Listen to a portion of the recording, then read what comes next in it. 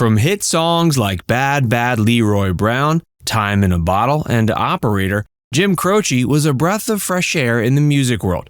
With his guitar and soulful voice, he became a household name in no time. Fans loved him and musicians admired his craft. He wasn't just a singer, he was a storyteller whose songs could make you laugh, cry, or think within a few minutes.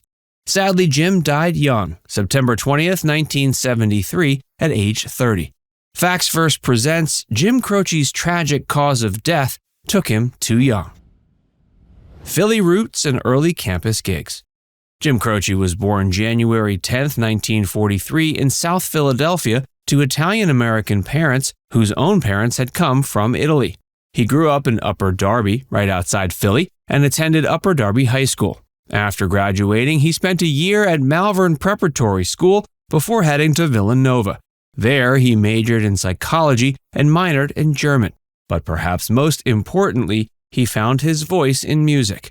During his college years, Croce was a key part of several musical groups, including the Villanova Singers and the Villanova Spires. When these groups performed off campus or recorded, they were known as the Coventry Lads. Croce was even a student DJ at WKVU, which later became WXVU. College was where music became a real focus for him. He performed at parties, coffee houses, and even on a foreign tour, proving music could speak across languages.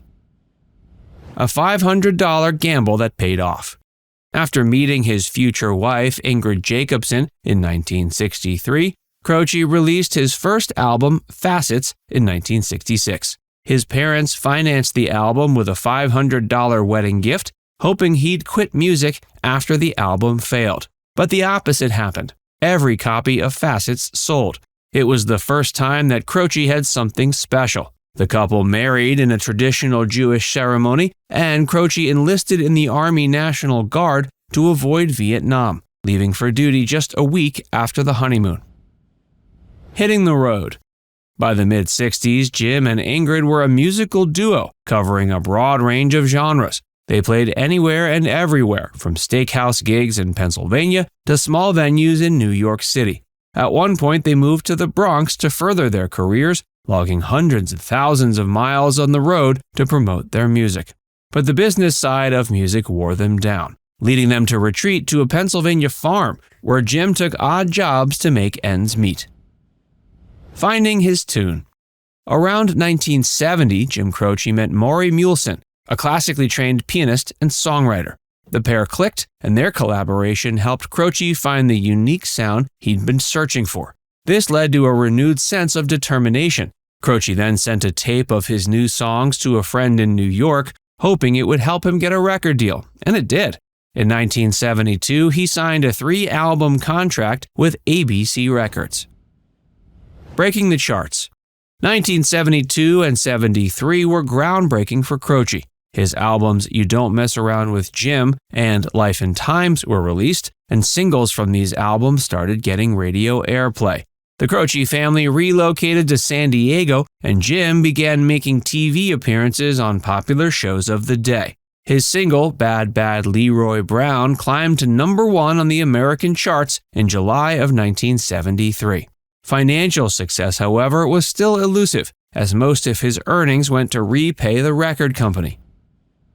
International acclaim and final days. In early 1973, Croce and Muleson took their acts to Europe, winning over audiences and critics alike. Upon returning to the U.S., Croce continued to tour, but felt the pull of home more strongly than ever. He contemplated quitting music to focus on writing and spending time with his family. In a heartbreaking twist of fate, he was on the verge of taking that break when tragedy struck, and the world lost a beloved artist far too soon. Jim's sudden death shook the world. 50 years ago, on September 20th, 1973, Jim Croce's life was cut short in a tragic plane crash in Louisiana. He was on a concert tour of Southern colleges, and his sudden departure from the world shocked everyone. Though his life ended too soon, his impact on music and pop culture continued to grow, and even today, Jim is remembered as an artist who touched the hearts of many. Immediate aftermath and posthumous success. Jim Croce was just starting to enjoy mainstream success with hits like You Don't Mess Around with Jim, Operator, That's Not the Way It Feels, and One Less Set of Footsteps, and the number one hit, Bad Bad Leroy Brown. In a turn of events no one could have foreseen, his death led to an unprecedented boom in record sales. Released the day after his passing, the song I Got a Name quickly climbed to the top 10 of the Billboard Hot 100 charts by November. But that was just the beginning. The touching song Time in a Bottle, originally part of his 1972 album You Don't Mess Around with Jim, soared to become his second number one hit, making him just the third artist to top the Hot 100 chart posthumously. Croce also became the first artist to have chart-topping songs both during his life and after his death. His music not only thrived on the singles charts but also conquered the Billboard 200. His album You Don't Mess Around with Jim claimed the top spot January 12, 1974, and stayed there for 5 weeks. During this period, he also had the number 2 album, I Got a Name. This was a feat only previously achieved by the Beatles in 1969. Awards and recognition. His posthumous success wasn't limited to chart performance. At the inaugural American Music Awards in February of 1974, Croce won the Favorite Pop Rock Male Artist Award, beating legends like Elton John and Stevie Wonder. He also received 2 Grammy nominations for Bad Bad Leroy Brown. Although he didn't win, Stevie Wonder, who won in one of the categories, dedicated his award to Jim Croce, recognizing his immense talent. Tributes and ongoing influence. Pop legend Frank Sinatra also paid homage to Croce by covering Bad Bad Leroy Brown, which enjoyed a 7-week run on the Hot 100 charts. His music continued to resonate with audiences, and by the end of 1974, he had 2 more top 40 hits, I'll Have to Say I Love You in a Song and Working at the Car Wash Blues. All his hits were later compiled into a greatest hits album that almost topped the Billboard 200. The man behind the music. What made Croce's music resonate so profoundly after his death? Part of it was the abrupt loss of a gifted young artist whose career was soaring. His songs like Time in a Bottle almost seemed to predict the tragic events that were to follow, adding an extra layer of emotion to his work. His music captured the mood of the era, aligning well with other soft rock singers and songwriters popular at the time like John Denver and Carole King.